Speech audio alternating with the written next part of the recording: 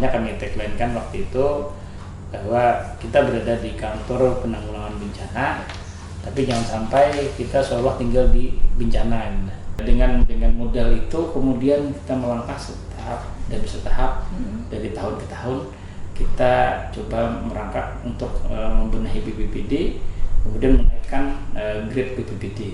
Kita memastikan bahwa ancaman potensi bencana ini termitigasi dan tertanggulangi dengan baik. Nah, administrasi penting. Iya.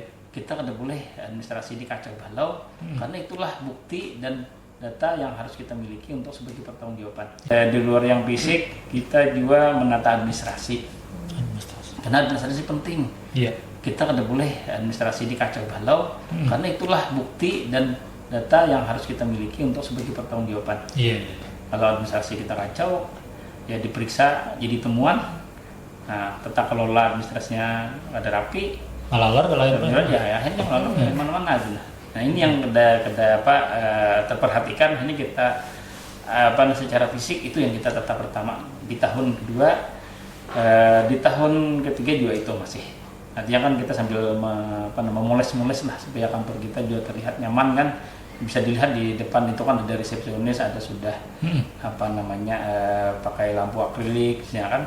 Sambil BPD-nya ada meja resepsionisnya.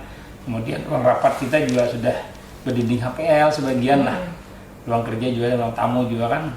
Nah ini dulu kan kusam terlihat itu. Iya. Wah, terlihat suram. Marau lah.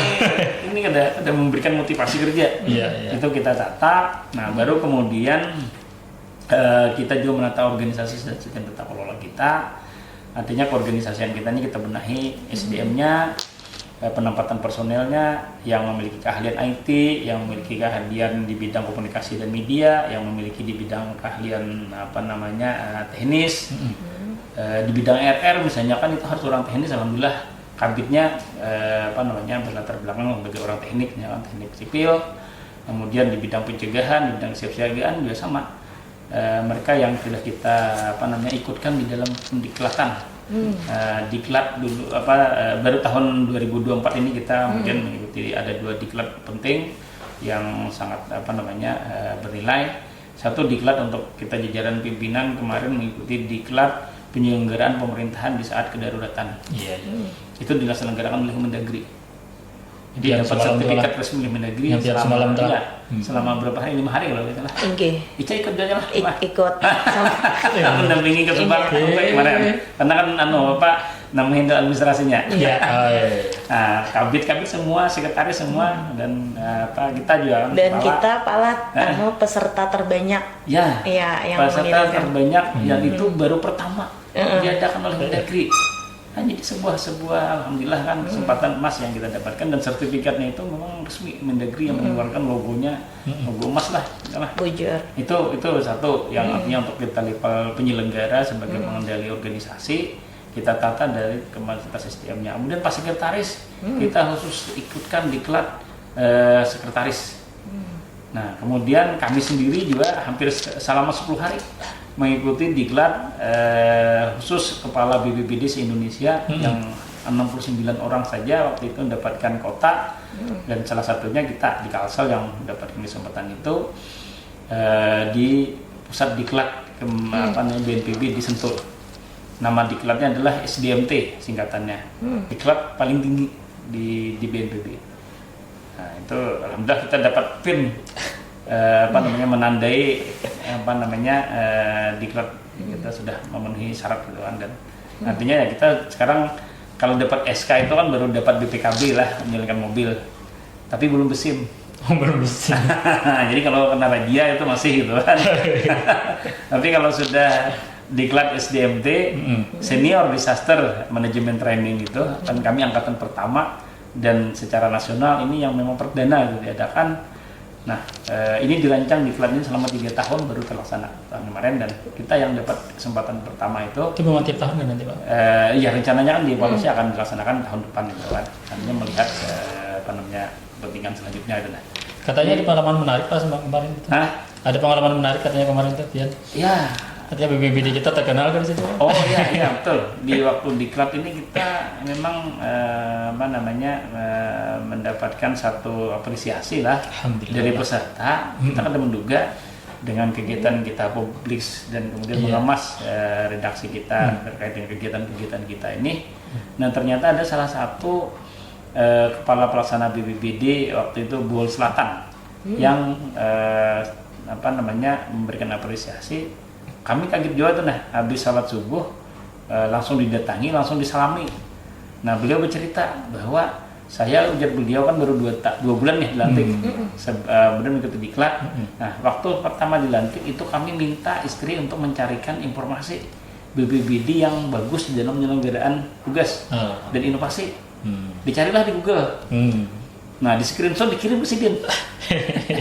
Nah malam itu udah menjelang malam terakhir sebenarnya kami diklat, malam ke-10 kalau tidak salah lah, kan besok harinya penutupan.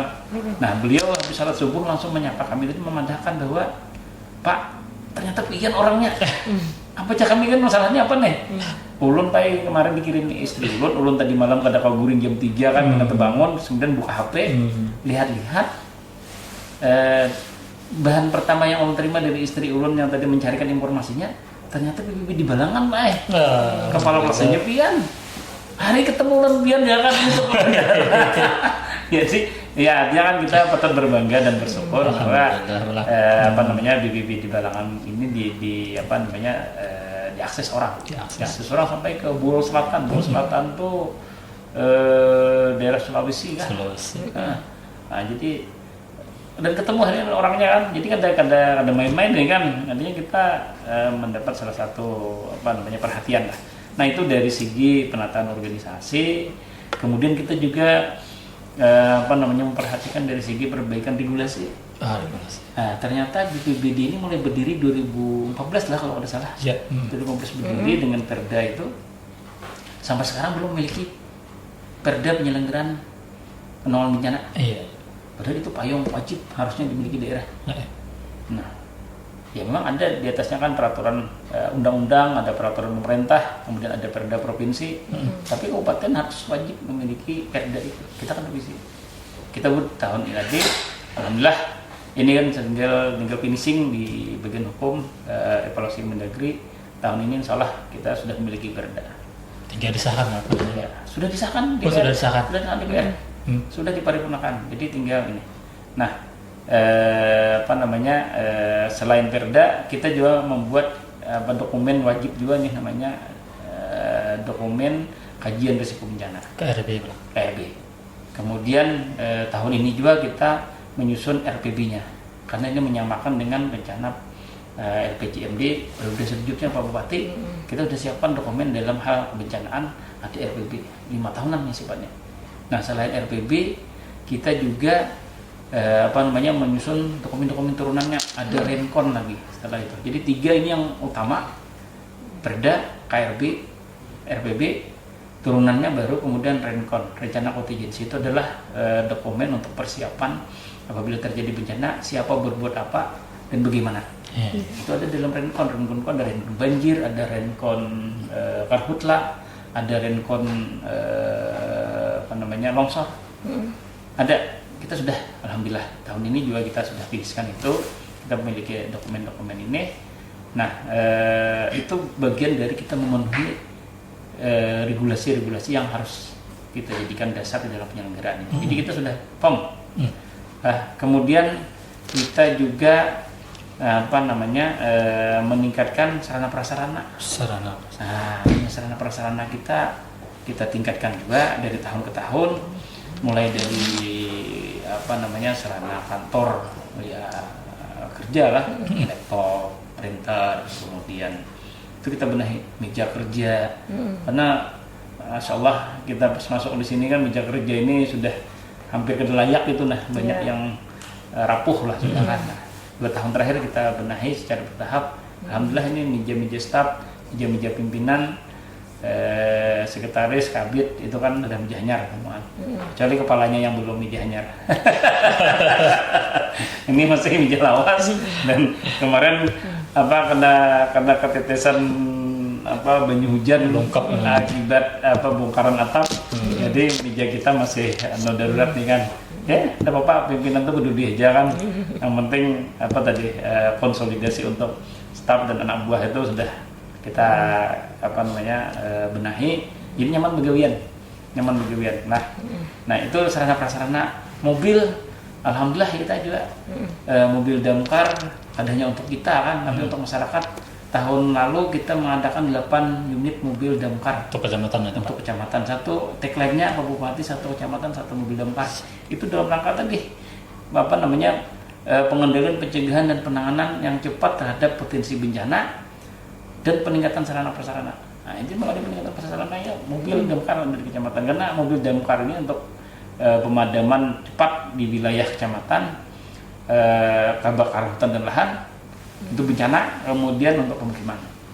Nah, kemudian itu desa ya. Kita juga dapat dukungan dari DPRD dan kemudian pemerintah memberikan satu mesin pemadam kebakaran portable atau yang disebut dengan Alkon.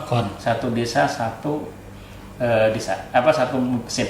Sudah full Pak? Sudah. Sudah semua. Bahkan di tahun 2024 ini kita untuk kelurahan juga memberikan damkar mini. Damkar mini. Jadi tiap kelurahan memiliki, ada 3 kelurahan di Kabupaten Balangan ini. Kita alhamdulillah dapat dukungan lagi dari TAPD, tim Banggar, DPRD. Kita bisa melengkapi sarana prasarana untuk di kelurahan, satu mobil damkar mini. Nah ini sarana perahu juga sudah kita lengkapi, bahkan di kecamatan hampir semua kecamatan kita lengkapi dengan baik perahu kayu maupun perahu pelotilik. Ada terutama yang daerah rawan perahu untuk banjir gitu kan. Nah kebakarannya udah, banjirnya sudah. Kemudian untuk menangani kebencanaan pohon tumbang, angin puting beliung, Sinso. Ya, tiap kecamatan juga kita sudah berikan tahun ini Sinso masing-masing. Oke. Jadi ini yang kita tingkatkan sarana prasarananya, SDM-nya juga kita latih, kita diklatkan untuk anggota TRC kita, misalkan itu mereka sudah kita kirim mengikuti beberapa diklat keahlian, vertical rescue, water rescue, kemudian animal rescue, kemudian mengikuti latihan bersama relawan di provinsi, dan itu ada sertifikatnya. Di Basarnas juga ada sertifikatnya. Nah jadi SDM ini kita juga genjot untuk meningkatkan layanan.